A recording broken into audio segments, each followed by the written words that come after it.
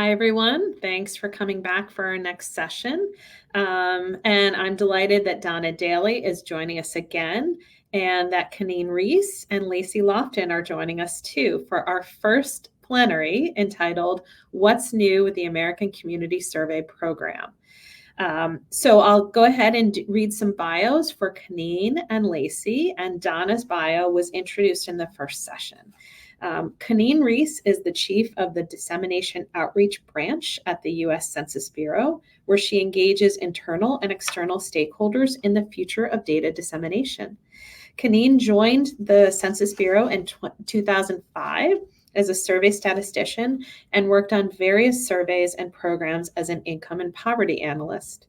For the past 8 years, Kaneen has been responsible for the communications and outreach efforts for the Census API, Micro Data Access Tool, or MDAT, and the data dissemination platform data.census.gov. Lacey Lofton is a statistician with the U.S. Census Bureau. In the 20 plus years that she has been with the agency, she has served as an analyst for the economic census, supervised data collection operations, acted as a congressional liaison during the decennial census, and worked to launch the Statistics in Schools program. Lacey's time is now focused on outreach to organizations and governments, sharing data, tools, and useful applications.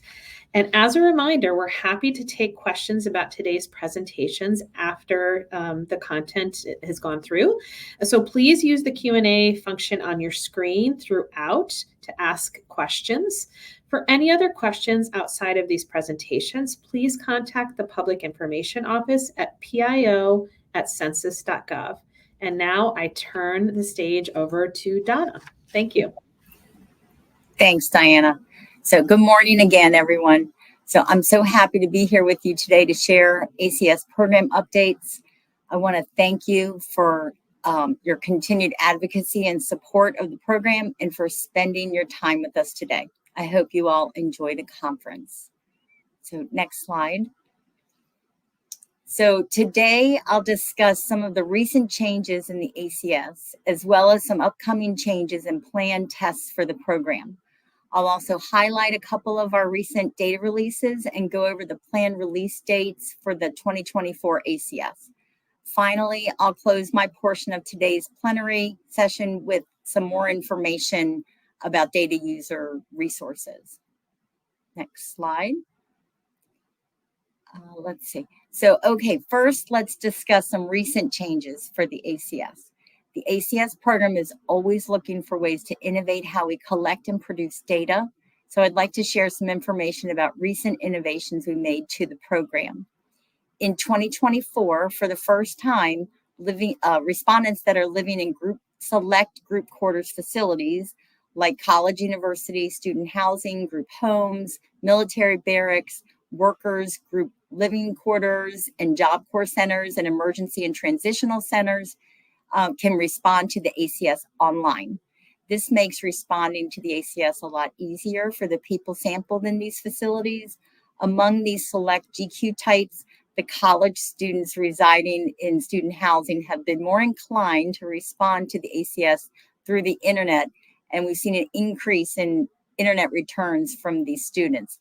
No surprise there. They all have their smartphone and glued to their hands.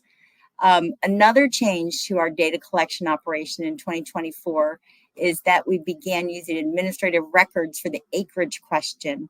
Administrative records and third-party data refer to the microdata records contained in files collected and maintained by administrative agencies or program agencies and commercial entities. The acreage question is now skipped in the internet instrument and during our non-response follow-up data collection if we have an administrative record for the sampled address. The question still appears on the paper questionnaire. If you're interested in hearing more about our administrative records research, you'll want to attend this afternoon's session on ACS methods, where one of our staff members, Dorothy Barth, will be discussing an overview and updates on our work using AdRex for the ACS. Next slide. Let's see, the ACS has evolved over the years with changes to content that were made in order to fulfill the needs of the federal agencies that rely on this data. Approximately every 5 years, the ACS program solicits federal agencies for proposed changes to the survey. Proposed changes are tested through a content test, which is a testing, research, and evaluation process used to determine the best wording, format, and placement of proposed new or modified questions to existing questions on the ACS. Based on the results of the last content test in 2022, there are currently 3 new questions on the 2025 ACS for sewer, electric vehicles, and solar panels. The data on sewer connectivity is critical for understanding the wastewater infrastructure in rural and smaller communities and allow for the monitoring of water quality and potential environmental impacts.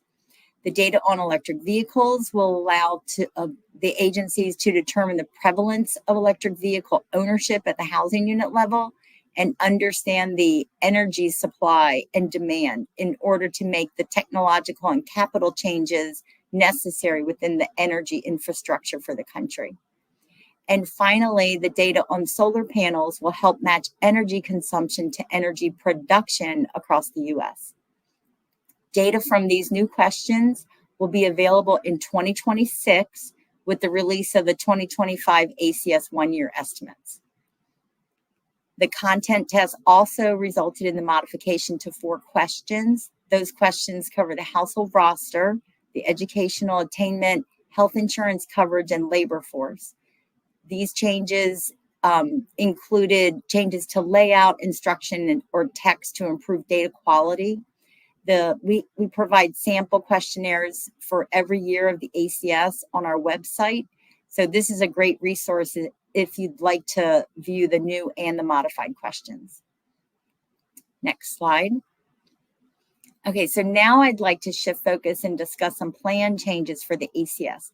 As we just heard from Ron a little bit ago, the Census Bureau as an enterprise is pursuing efforts to modernize data collection, storage, and processing capabilities.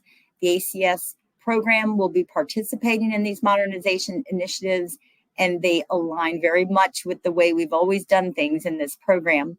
We are always looking for ways to innovate how we collect and produce data. Our existing data collection instruments and operations are being transitioned into the data ingest and collection for the enterprise program, or the DICE program as we call it. DICE is a forward-leaning Census Bureau effort to modernize data collection. The program delivers a suite of systems that will efficiently manage survey data collection in the future. In a nutshell, getting the ACS data collection operations into DICE will streamline the way we develop our data collection instruments, and this transformation will not impact the data you receive, but it will modernize the data collection systems that we use to produce the data that you receive. Next slide. Another major change on the horizon for ACS is the change to the new race standards, or the updated race standards, which are set by the Office of Management and Budget, or OMB. For the first time since 1997, on March 28, 2024, OMB issued updated standards for maintaining, collecting, and presenting race and ethnicity data across federal agencies. The Census Bureau follows the standards set forth by OMB, so this is a noteworthy change. The ACS program announced in November of 2024 that we're going to implement the finalized SPD 15 in the 2027 ACS data collection cycle. And that is according to the requirements that are outlined in the updated standards by OMB. So what this means for the ACS data user community is that the first 1 year estimates produced using the updated standards will be the 2027 ACS 1 year data, which is scheduled for release in the fall of 2028. The first 5 year estimates produced solely using the updated standards will be the 2027 through 2031 ACS 5 year data, which is scheduled for release in late 2032. And until the ACS has 5 years of data collected using the updated standards, the Census Bureau will produce ACS 5-year estimates using a bridging technique, starting with the 2023 to 2027 ACS 5-year release. And that will come out in the late fall of 2028. All right, next slide. Okay, so as I mentioned earlier, the ACS program is always looking for ways to innovate how we collect and produce data. We have a couple of upcoming tests that aim to improve the respondent experience and reduce data collection costs. The first test is the Internet Instrument Response Option and Error Messaging Design Test. Boy, that's a mouthful. This test, scheduled to begin later this summer, will explore whether changing the design of response options and error messages for respondents that they see when responding to our internet option can improve data quality and the respondent's experience. So, for example, one component of the test will compare the use of a standard radio button to a modified radio button containing different features, such as a larger border around each large response option that also becomes highlighted when it's selected. Another component of the test is to incorporate different ways of signaling to respondents that an error has occurred. Currently, there's an error box at the top of the screen, but the test will incorporate changes like highlighting the response field where the error occurred. So things like that. The ACS is a leader in survey design and methods, so the results of this test will help inform the development of web design standards for data collection instruments throughout the Census Bureau. The second test is the questionnaire timing test, which is planned for fall of 2025. Right now, during ACS data collection, respondents are first encouraged to respond using the internet response option, but a paper questionnaire is sent shortly thereafter if the response hasn't been received in a certain time frame.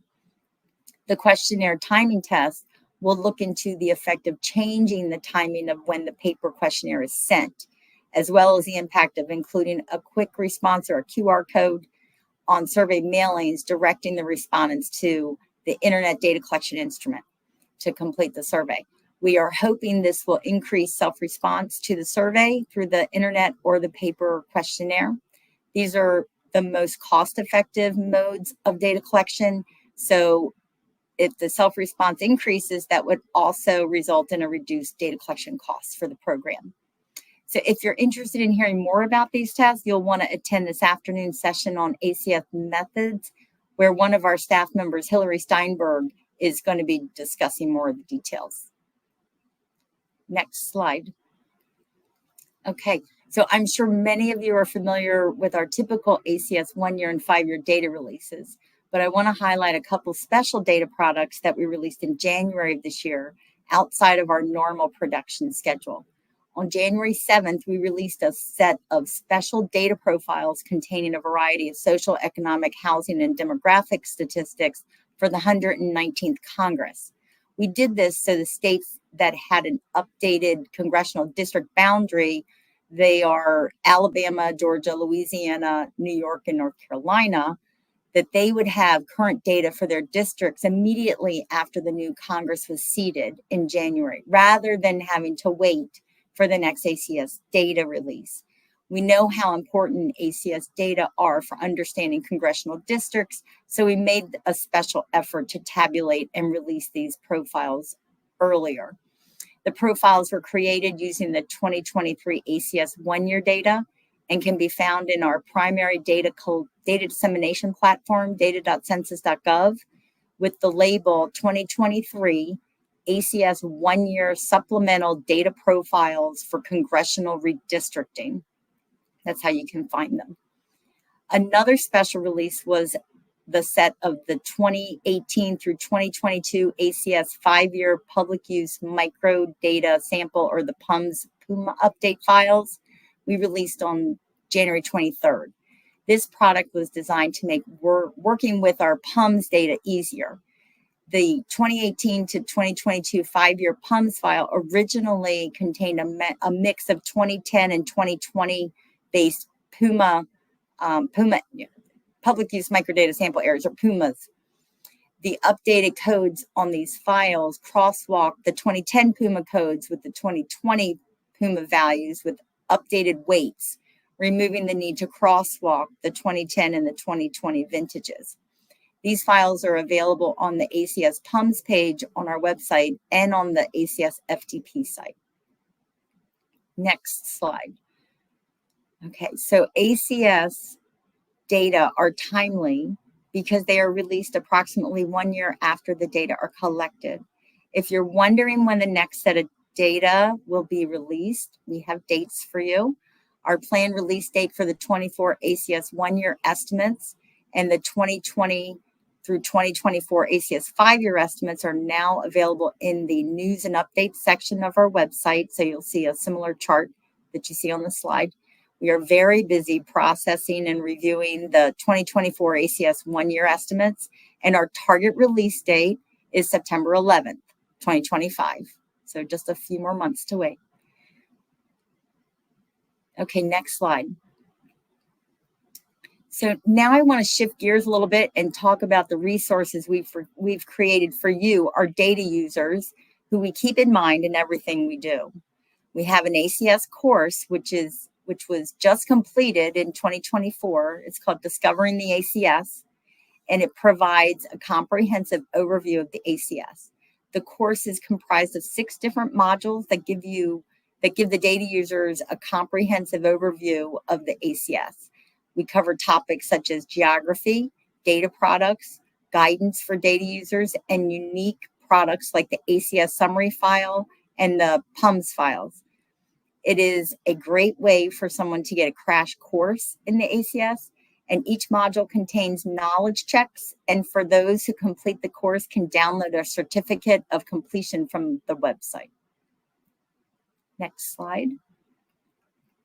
Another helpful resource is a new ACS rules brief that we just published last fall.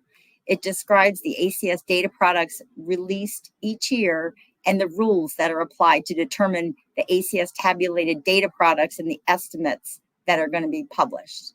The brief also provides guidance and strategies to data users about how to proceed in exploring other options when the ACS data they seek are not available.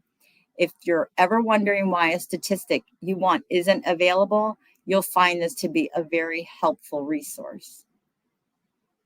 Next slide. Another key data user resource is the ACS Design and Methodology Report, and it was updated and published in December of 2024. This report gives a detailed view of what critical processes need to happen and how they happen every year to produce the estimates the Census Bureau publishes from the ACS. The report describes the basic ACS and PRCS design and methodology through 2021. Another way to learn about the design and methodology of the ACS is to listen to the recording of a webinar that we recently held to cover the ACS design and methodology and how we develop the survey sample, how interviewing is conducted for selected addresses, how the collected data is prepped and weighted, and how the dissemination process of the estimates developed from the collected data. And URLs for both the report and the webinar are at the bottom of the slide here. And all of the resources I've mentioned can be found on the ACS website at census.gov/ACS. If you'd like to learn more about the resources on the ACS website, I encourage you to join the data products demonstration session this afternoon at 1. One of our staff members, Caleb Hopler, will be highlighting his tips for using the ACS website. There's a wealth of knowledge and information on the site, so I'm sure it'll be a helpful presentation. Next slide. And finally, staff from our outreach area have a number of webinars that are coming up to explain different aspects of the survey. In June, they will present comparing income and poverty data from the ACS and the CPS ASEC supplement. as well as using labor statistics to make informed decisions. In July, they're going to present geography areas and concepts for the ACS, using the Census API with the ACS, and using ACS data for grant writing. In August, they will do an introduction to the ACS before the 2024 data release season kicks off, as well as introduction to the ACS PUMS file in October, right in time for the PUMS release. The webinars are recorded and they're posted online. Almost all of these webinars are collaborations with subject matter experts in other areas of the Census Bureau, and we hope you consider joining us.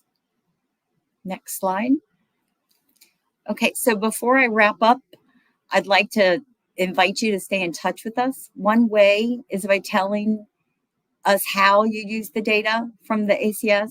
If you or your organization use the ACS to make an important decision, help your community, expand your business, we'd love to hear from you, and you can share your story with us.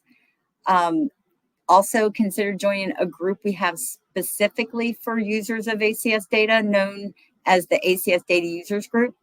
The group includes a website and an online community with over 7,000 members where you can share messages, materials, announcements related to the survey, things like that. Membership is free and it's open to anyone interested in ACS data.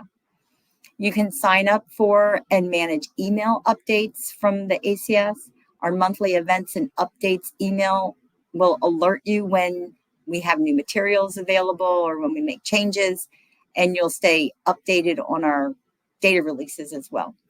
Finally, I want you to know that we are here to help you. If you need help finding or using ACS data, my data user support team is happy to help you. They can be reached at acso.users.support@census.gov. And with that, I will say thank you very much and turn it over to Kenny. All right, thank you, Donna. Appreciate it. Okay, great. Well, I always appreciate hearing about the latest with the ACS. We always hear the tail end of the dissemination portion that we work closely with them, but it's always nice to hear about the collection and what's next. But thank you for having me. I'm excited to give you the latest updates on data.census.gov. Of microdata access and also the Census Data API. Yes, my slides. There we go. Okay, next slide. So we're just going to update you in the past year on our latest updates. We've had quite a bit of updates that a data user can actually see. A lot of times in a lot of years, we've had a lot of back-end updates that you don't necessarily get to see. You may experience, but necessarily really know. But we've got some that you can actually look and use. So that's really helpful. Then I'm going to talk about what our what's next? What are we going to be doing for the next year or so? And then we'll end with some resources and how you can reach out.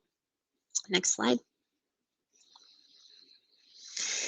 All right, so with all of our enhancements, it's all based on feedback, data user feedback, many that's come directly from people on this call right now, whether it's been in person or in conferences or another data user conference.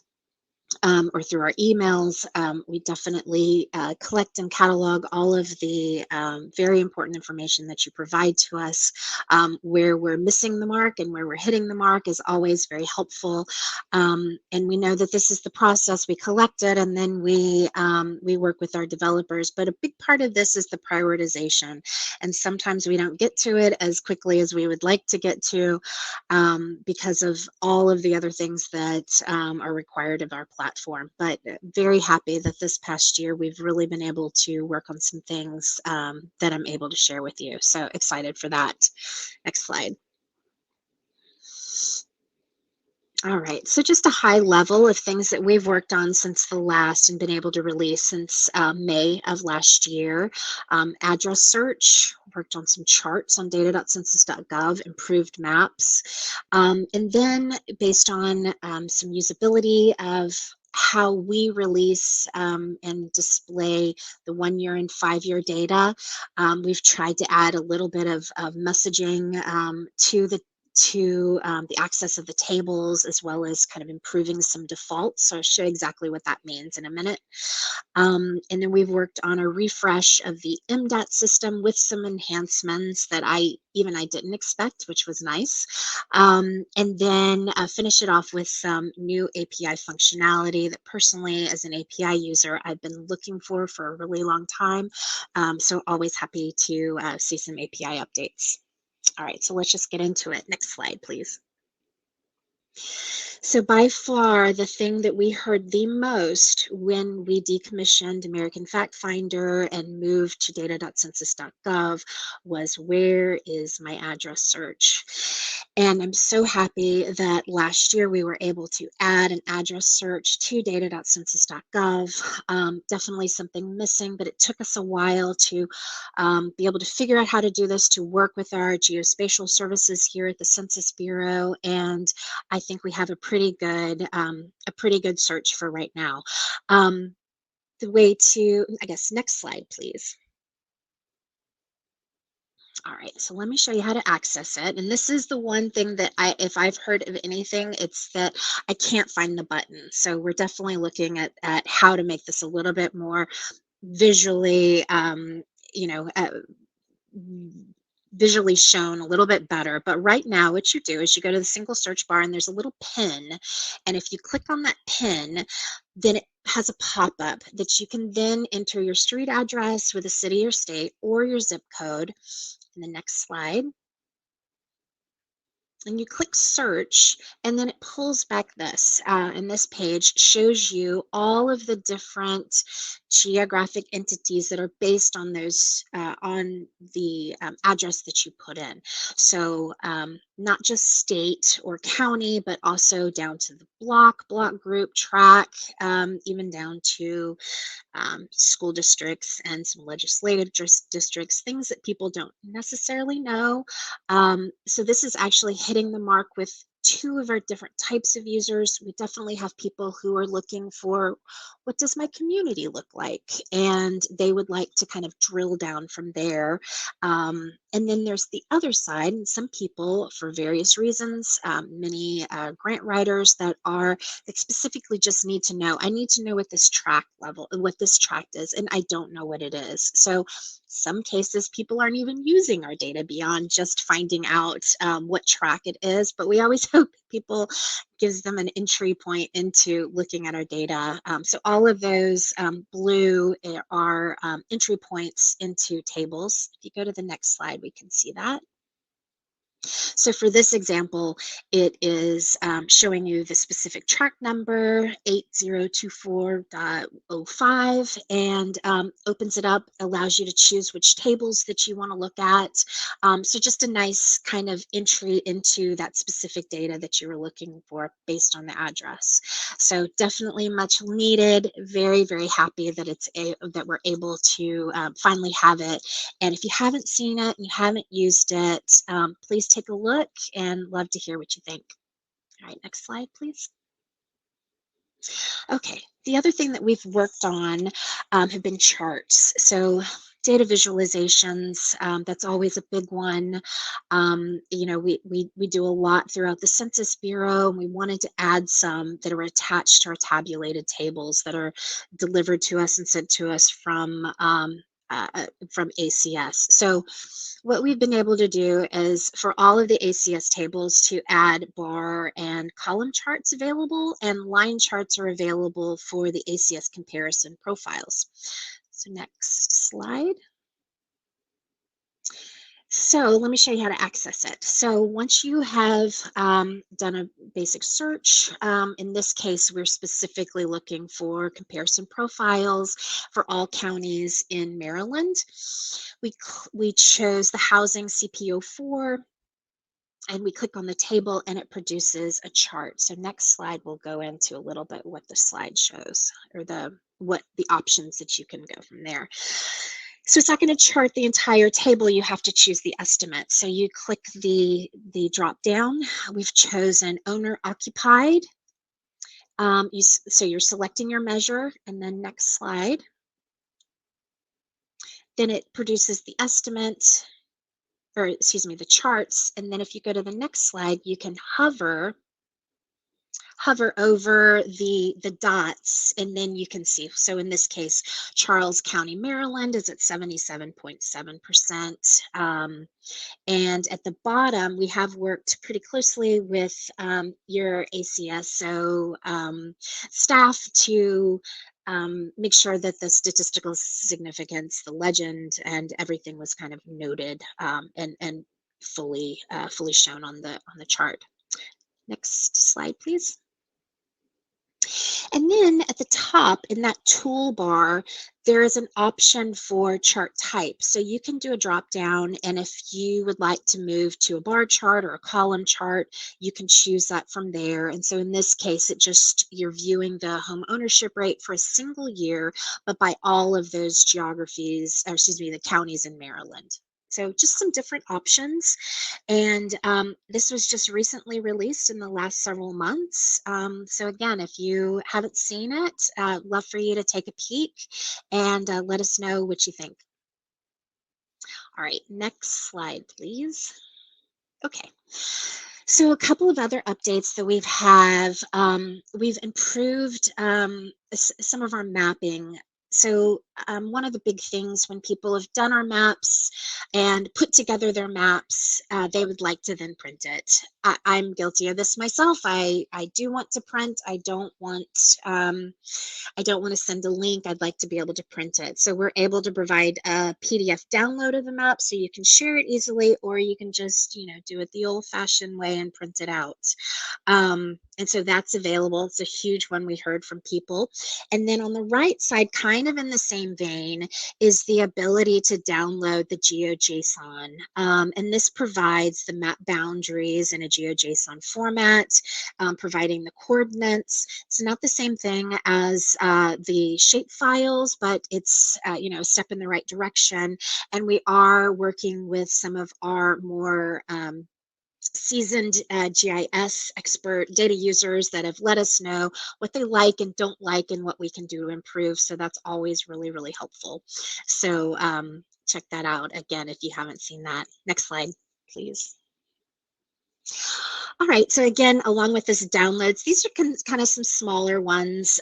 This download, we had a download of the table itself, but this is when you select the map, and sometimes in this case, I think it's across the board of a collection of geography and it's being mapped, but sometimes you can take that lasso and you can just choose what geographies. From there, you can actually just make a table out of that. Some people would like that, and then you're allowed to able to download the table from there. Again, very similar when on your geographic profile, when you have this series of charts, that chart itself can be made into a table like you can see on the right-hand side, and then you can download it. So that's what that's trying to say. Next slide, please. So this messaging, and I'm going to give you a little bit of background information about it to make sense. So we've done a few iterations of this. We do quarterly usability testing to see the satisfaction of our data users on data.census.gov. And one of the big things that people have is they butt up against where your table is in 1 year, but you're looking for a geography that doesn't have a 1 year estimate. What do you do? And it doesn't show when you click on the geography button within the table, your geography isn't shown. And that is because it's not available for 1 year. But people don't really necessarily get that. It's just the way that the system is working. So we're trying to add what I like to call some little nudges or hints to let people know. We had a first iteration of this message, and after testing, no one understood what it meant. So we changed it up just to say, are you missing your geography? Switch to 5 year. We're just going to see if this will hit the mark as well. Next slide, please. And then very similar to this, this whole 1 and 5 year, where we're trying to show people, AFF defaulted to the 5 year all of the time, which in many cases for small geography that's it. That's great. But if you're looking at, maybe all states or the US or some bigger areas, you would want the more timely 1 year estimate. And so that's why that's 1 year is the default. But when you used your search for some collections of geographies, like in this case, all places within Maryland, you were sticking with the 1 year, which would obviously exclude many of those places. So we've put in some rules to allow for these when people are selecting collections of geographies that would include a 5 year to just go ahead and switch to 5 years. So that's trying to say, that's what this improved default is trying to say. So we're hoping that this helps and doesn't, what happens is it forces people into dead ends and they say, I can't find my geography. And then of course we help them, but we want it to be just a little bit more intuitive, and we hope this is hitting the mark. All right, next slide, please. Okay, now we finished with the data.census.gov updates, and now we're looking at MDAT design updates. So this originally started because our MDAT was in a completely separate code base, and we needed to recreate that code base within our data.census.gov platform code base for obviously ease of release, ease of development, all of those things. But with that, we were able to add a few enhancements. And like I said, I wasn't exactly sure of all of them, so it was nice to see. But go ahead, the next slide, and we'll look at those. So a few of them, the first one on the left-hand side is a select all option. So when you look at, especially when you're looking at PUMAs, you can get a really, really long list. And so this allows you to maybe select them all instead of having to individually click every one. So that's on the left. And then on the right is what I really like is a search within option. You have a search bar so you can look. And in this case, they're looking at PUMA area for Baltimore City. So everything that's around Baltimore City then comes up. Next slide, please. The next thing is that they have added a grouping, kind of an aggregation to MDAT. So you're able to create your own specialized grouping. So from this Baltimore City PUMAs, the 5 that we had selected, we can then create a custom geographic group. We labeled it Baltimore City, and then it aggregated those estimates. Now, remember, when you're looking at microdata access tool, we do not have capabilities to do statistical testing or significance testing, and so that is not included. So it's definitely like the rest of MDAT to be aware that to use caution when using these estimates, because it doesn't include that. But this is just one way that we've heard over and over that people would like at least to have that grouped, and we at least gave the functionality available for it. Next slide, please. All right, and then our final is the API functionality. This was what we've done is that you receive your output, and then many times when we are actually doing our videos and our how-to, it's actually longer to explain how to create a CSV format from your output than it was to actually show people how to use the API. So what we have done is allowed for a download to an already formatted CSV. So that's been, I think, a game changer for me, at least, because of all those steps. I'd get them confused and then mess it all up. So I'm very happy about that. And we have added the labels attached as well. So that's a big one too, because that was a lot. You had to pull in your labels and make sure it was formatted correctly, and a lot more work than it was actually to return your estimate, so or your API calls. So definitely, to me, I think this is a big one, and very, very happy about that. All right, so those are our enhancements and from this past year. So next slide, let's talk about the future. So Donna talked a little bit about transitions, how we're doing transitions at the Census Bureau and different systems and that type of thing, and we're part of this as well. One is our transition to the cloud. This has been a White House initiative for close to 10 years. It's something that's always we've been knowing is there and working towards, but all of the things that we were having to do, whether it's decommissioning American Fact Finder, or it's releasing 2020 decennial data, or Econ Census, or the annual churn of American Community Survey, we've always had something, but we're now at the point that we just need to do it and transition to the cloud, and that's our entire infrastructure.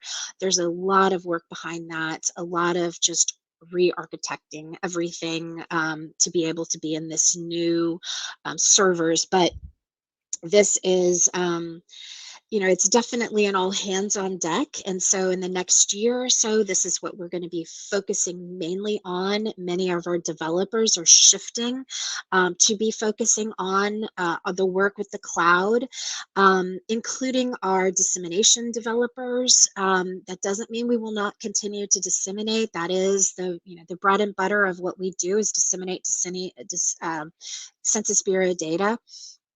But we are looking at bundling our releases. We're looking at having larger once a month releases, and then some periodic flow releases for certain surveys, as opposed to we were doing about twice a week. We were able to have data releases. So still happening. ACS will continue to be supported and released, but we're just trying to be as efficient as we possibly can, because we have this huge task ahead of us, and very important. Also, the limited enhancements, people are going to be working on the cloud much more than any enhancements. Don't think I won't be asking for things if we see them, but we're definitely focusing on, for the next year, is number one, transitioning to the cloud, and then number two, it's making sure that we are keeping the platform running. We're having our releases, we're fixing defects that we see, but not as many as enhancements is coming up. But what we do hope with the cloud is that, it is eventually, once we have transitioned over, we're hoping and expecting minimal, if any, user disruption. We're expecting a seamless transfer. And then we expect really users to only notice, maybe hopefully the positive things, better performance because you're in the cloud environment and that type of thing. So, anyway, that's a little bit of a halt to all of our enhancements, but hopefully you understand kind of the big thing that we're working on, and hopefully it'll be much better experience when we're finally moved over for all of our data users. And next slide. And with that, I have 3 of my colleagues this afternoon that are going to give you more specific how to access data.census.gov, the Census API, and then a separate one on microdata access, MDAT. And they'll be showing you all of the workshops and webinars and things that we work on. Just wanted to leave you with our resources page that has all of the information, and then our feedback email at census.data@census.gov. If you have any questions or feedback, we are always happy to help. And with that, I will pass it over to Lacey. Thank you so much. Thank you, Donna. And I don't know, I'm sorry, thank you, Kaneen. I don't know if Donna and Kaneen, you guys could see all of the hearts and celebrations coming up with all of the announcements of enhancements and planned. You've got a lot of great feedback here. So thank you guys very much.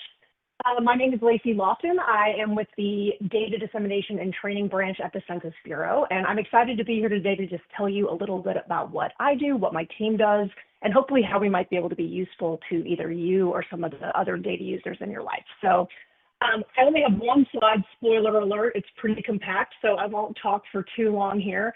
But I wanted to talk to you about, first of all, data training that you can request. So I'm just one of a couple of dozen of us that are located throughout the country. And a lot of times, we have a lot of great resources online, which I'll touch on again, and I know that Donna and Kaneen did as well. But sometimes you want something really specific for your organization, or you're really looking to understand your local geography, and you just need something that's more specialized. And that's where we come in. So you can reach out to us. The contact information is up on the screen now, but you can reach out to us anytime and we can schedule a training. Now, obviously, the American Community Survey is a very big deal. I would be saying that even if I wasn't at an ACS Data Users Conference right now. It is definitely the survey that I give the most presentations on, that most of my colleagues do as well. But we also have 130 other surveys and censuses going on all of the time. So there's a lot of different data sources through the Census Bureau's products, and we have a lot of different data tools to access those. So sometimes navigating that and understanding what really works for you, what really works for your organization can be a bit overwhelming. So reach out to us. We'll start with a conversation about what kind of information you're looking for, and then we can really specialize and tailor a presentation to your organization. We are spread out throughout the country, so oftentimes we will be able to come to your physical location, and then sometimes if it's easier for you and your group, we can just do something virtually. Also, want to talk a little bit about Census Academy. So hopefully most of you have, stopped by this site at some point, but this is a really rich area of resources. And a lot of it does focus on the American Community Survey. And then we also have some different products and information that relates to the other surveys and censuses that we do. So the website is census.gov/academy. As Kaneen pointed out, one of the questions I get the most is, what was that website? What button do I click on? So I want to make sure that I actually say that one out loud. But on Census Academy, you have a lot of different resources that are available to you all of the time, right? Sometimes your questions don't come to you during normal business hours. If it's 3 a.m. on a Saturday and you want to know more about the American Community Survey, you can go to census.gov/academy and you can look at a bunch of the different resources we have. So first up, we have data gems. These are just short little videos that tell you about something really specific. So a lot of times these ideas come up because of the pain points that we've experienced, and we want to be able to highlight something or clarify something that's really specific. So depending on your topic, we can be talking about a specific data point, collection, something that's upcoming. We'll have these short videos that are called data gems. Not only are they all archived on Census Academy, you can also sign up to receive any new information that we put out there, which is really helpful. It's a lot to keep up with, and getting an email letting you know that something new is there might help you along your way. We also have courses. So I know that Donna mentioned one. I know that Kaneen has a team that's going to go through some more this afternoon, but we have archived courses. So we will do webinars that are live, and we'll interact directly with our audience. But sometimes you didn't catch that webinar was happening, or you want to even look back at one you already attended. Those are all archived here. So the videos are there, the transcripts are there, and then all the supporting documents are too. So it's a quick and easy way to find that. And then last but not least, we have webinars that are scheduled. This is where you can find out what is upcoming and register for those. I'm giving a webinar next week on geography. So if you want to learn more about census geography, we have that there. But my colleagues and I are doing webinars multiple times a month that you can join us here. So you can ask questions live, you can interact with us, and we can really tailor to any questions that you have while we're going through it. So with that, I want to make sure that we have enough time for questions. I'm sure there was a lot of information shared over the last 40 minutes, so I want to make sure we leave time for that. And I will turn it back over, and we can open up for questions. There you are. Hi. Wonderful. Thank you so much, Donna, Kaneen, and Lacey, for those excellent presentations. And we have questions that have come in from the audience. Just a reminder, please continue to put questions into the Q&A. Okay, so there's 2 questions related to the race standards. So the first one is future changes race standards. The standard for the bridging technique comes from the U.S. Census Bureau or OMB. And then relatedly, where can I find the updated standards?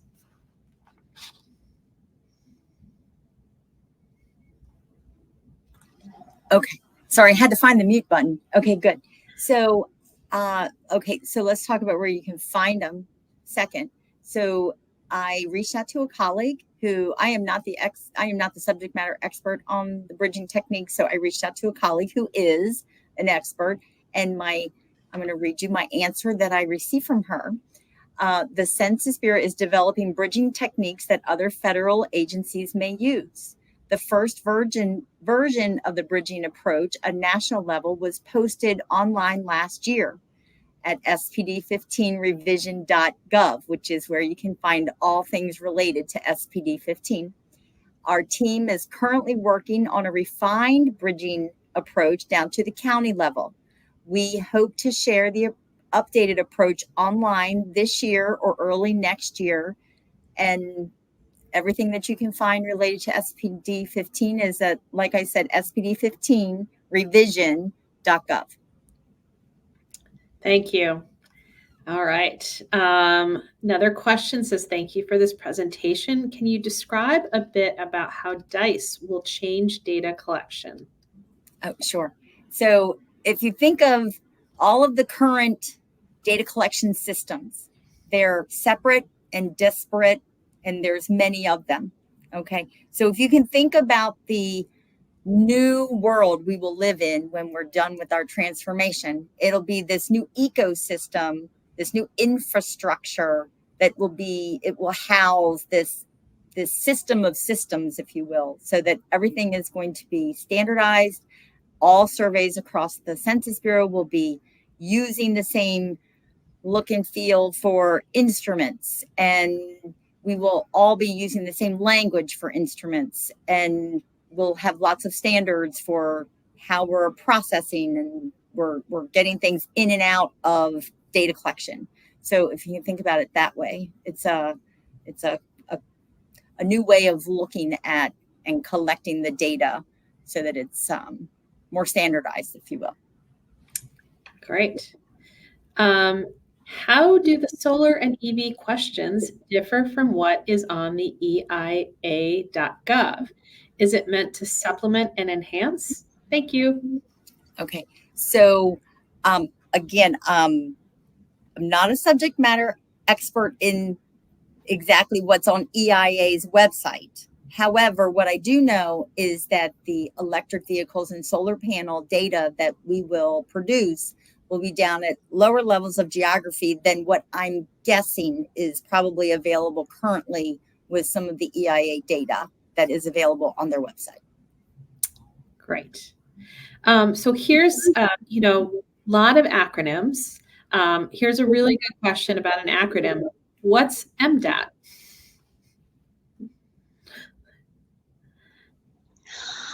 It's the microdata access tool. It's basically being able, it's an easy way without statistical software and programming knowledge for you to use your PUMS data, and kind of an easy access way to do that. But we just call it MDAT. I think we originally said we'll never call it MDAT, and of course everyone calls it MDAT, so that's what we've gone with. Thank you so much. Okay, another question. Are charts available for most tables? They are available for most tables. Sometimes just the basic, bar and column, but yes. Great. And then another question which says, did you use an existing JavaScript tool set for creating these graphs, or did you write your own? If you did use a third-party tool, which one was it? I would have to pass that to our developers who discussed specifically about our stack, but we can definitely circle back with you on that, Diana. Great, thank you. And I'm going to take, moderator's priority and ask a question that comes up a lot when we do these types of sessions. And this one's for Donna. What are your program priorities over the next year? You teased a little bit of it, but I'm wondering if you can just sort of give like a summary at the end for the audience. Yeah. Let me make sure I'm off of, am I on? I'm good. Okay. So yeah, so the program priorities for the next year is first and foremost, we have to keep our ACS production trains running, right? So we need to be able to produce our estimates and collect our data and, do all of the fun stuff that everybody's expecting starting in September every year. September through January, we got a season that we need to get to every year. The other thing is this DICE transformation. So our IT modernization and getting to the business ecosystem that Ram was talking about, those are our priorities for getting our data collection systems up and ready for January 1st, 2027. That's our goal date. The other thing is SPD 15. So the changes to the SPD 15 are kind of being baked into the DICE transition because it's content and it deals with instruments and the back end and the processing and all the fun connections that it has in the life cycle. So those are our top three things that we're working on this year. Great. And I'm going to open this up and see if Kaneen or Lacey want to speak to priorities for the next year. Well, I mentioned it's definitely the cloud and, keeping the train running, right? It's very much like ACS, making sure that all of our, our data are disseminated and that the site's up and running. And if we have defects, kind of fixing those. So those are definitely the main focus for this year. Yeah, and for our branch, we're just constantly trying to make sure people know that we exist and that we can help with whatever data you're looking for. And so we will continue to, we've changed our territories a little bit recently, so we're going to be reaching out to our data users in different parts of the country and just continuing to make products that we store and then make sure that people know we're here if you need something that's more specific. Wonderful. One last thing, Diana, can I just mention that we did pop in some links into the handout section for the audience. So there are some additional information and quick links to get to where you'd like to go. Excellent. And this leads me to, I'm going to preserve a couple of minutes at the end so we can transition to the next sentence or to the next session. But there's one last question that I think I can answer, which is, it's a logistics question. Will the breakout sessions be recorded and/or will the slide decks be available to attendees later? Yes and yes.